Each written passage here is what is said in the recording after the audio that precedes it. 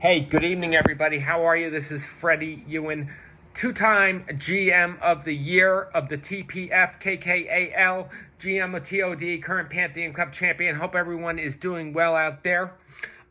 Really just a quick announcement before we get started. We are currently working on getting a special guest on the show who is the architect of the JWB 12 quarterback strat. We've been talking to his agent. Hopefully we're going to get him on tomorrow night. Please check out my Twitter feed, my Facebook, Instagram throughout the day. We'll let you know if he's going to be on or not. Tough guy to get on, but if we get him on, this guy knows everything about drafting quarterbacks. It's going to be a great show to watch. Back to the auction draft. I'm going to put this auction draft strategy. This is going out particularly for my friend Jimmy. Auction drafts are great because they really bring out the skill level of the GM, and it's a lot more skillful than just the snake draft. The great thing about an auction draft is you can really get any player that you really want. What I've done in the past with auction drafts is I take a look at some of these sheets, like these ESPN sheets, these Yahoo sheets, and I try to find out, what the values are of what the players that are going for. I list the players that I like, the players that I want. I have a couple studs. I have a couple mid-tier players. I have a couple players on the bottom end. And what I am really trying to do is I am really trying to get the most value out of my buck. So last year, for instance, I was fortunate to get both Stefon Diggs and Travis Kelce for both underpriced of what they were going. And that I think that, gave me a little bit of an edge to win the TPF KKAL. You see guys a lot in the big names like the Justin Jeffersons, the CMCs, the Jamar Chases, where people are going to be overspending.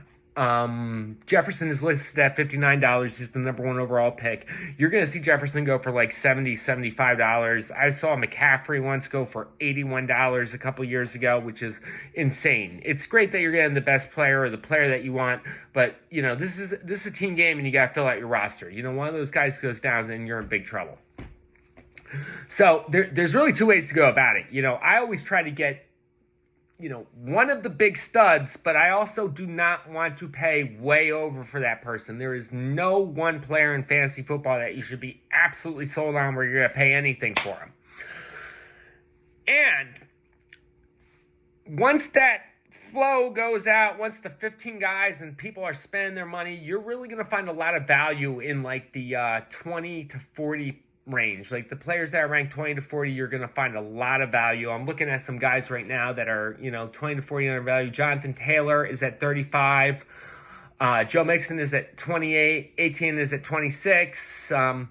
Judy's at 21. Andrews is at 19. Rashad White is at 18. Watson's at 17.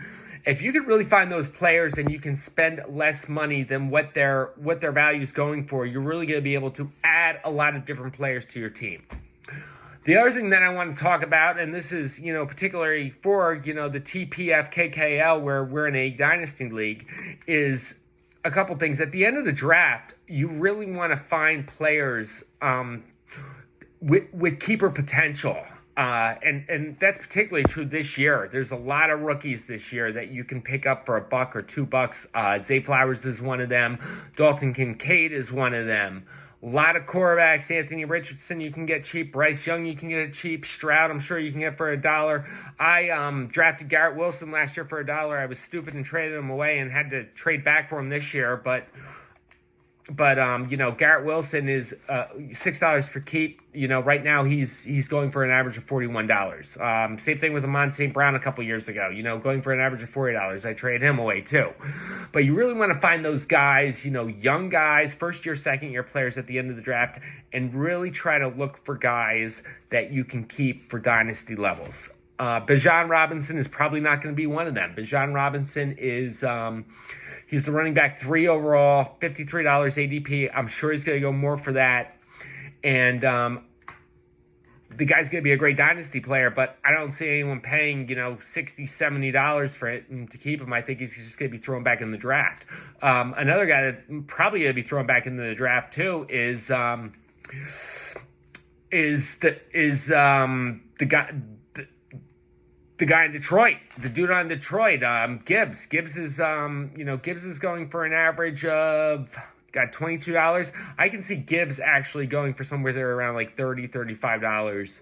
Those are two rookies that are probably going to be thrown back in. But you look at a lot of guys like the guy on Seattle, Jackson Smith Niaba.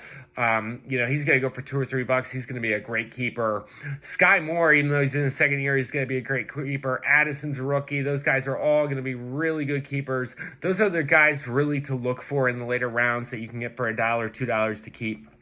Couple other things that, everyone should know this by now, but when you have cap money, whether it's $200 or whether you're in a league like the TAPFKKAL, make sure you spend all your cap money. That cap money's done at the end of the draft. Make sure that by the end of the draft, you don't have any cap money left. I've seen people sometimes end the draft, with $20, $25 in cap money, and there's so much value that they missed out on drafting. The other thing is defenses. I've seen people before spend, $4 on defenses, $5 on defenses. A good GM, what they usually do is they usually will play a different defense week to week depending on the matchup. If a defense is required, I'll buy the defense for $1. But if you don't have to draft a defense, then I don't even draft one. Draft one pick it up on the free agent market that week. But there's no way you should be paying $4 or $5 for a defense. That's absolutely insane. So that's it. Let's hope that tomorrow I'll keep everyone in the loop, whether I get the architect of the JWB 12 quarterback strat. Just to go over a couple things we discussed in this video. Target the big guys. Don't overspend. Try to find value. If you can get a Saquon, Barkley's listed at 49. If you can get a Saquon for 45, that's great.